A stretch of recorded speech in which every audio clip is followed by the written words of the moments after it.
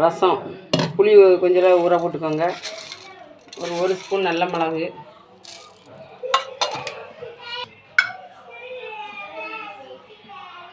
சீரகம்,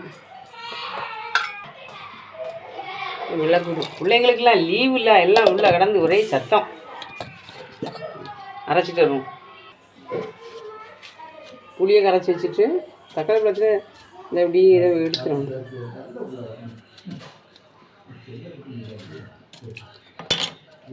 தக்காளி பழத்தில் இதை கையால் நல்லா கரைச்சிக்கணும். அதுதான் கைப்பக்குவம் ரசத்துக்கு.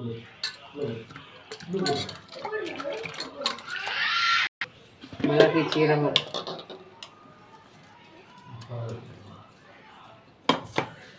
தண்ணி ஊற்றி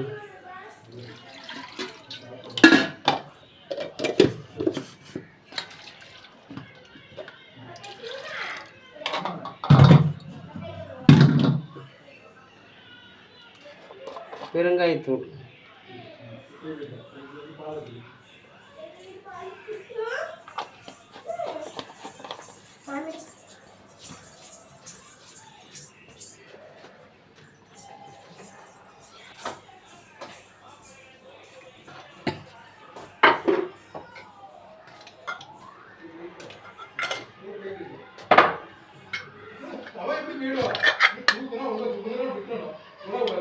தூள்,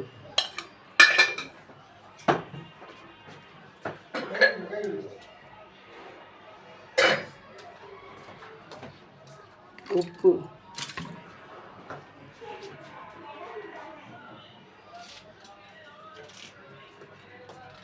கருவேப்பிலை,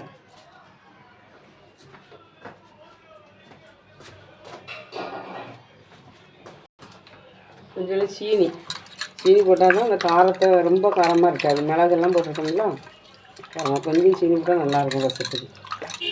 நல்லா கை வச்சு பிணைஞ்சி நம்ம தேவைக்கேற்ற தண்ணி, உப்பு எல்லாம் போட்டு இது மல்லிக்கீரை போட்டு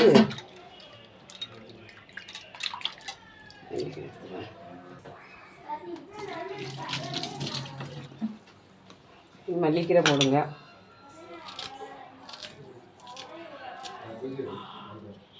போட்டு கடுகு உளுந்த பருப்பு போட்டு தாளிச்சிக்கணும். தாளித்து மெத கூடி வந்த உடனே அணைக்கணும். அவ்வளோதான், ரசம் ரெடி. பாய்.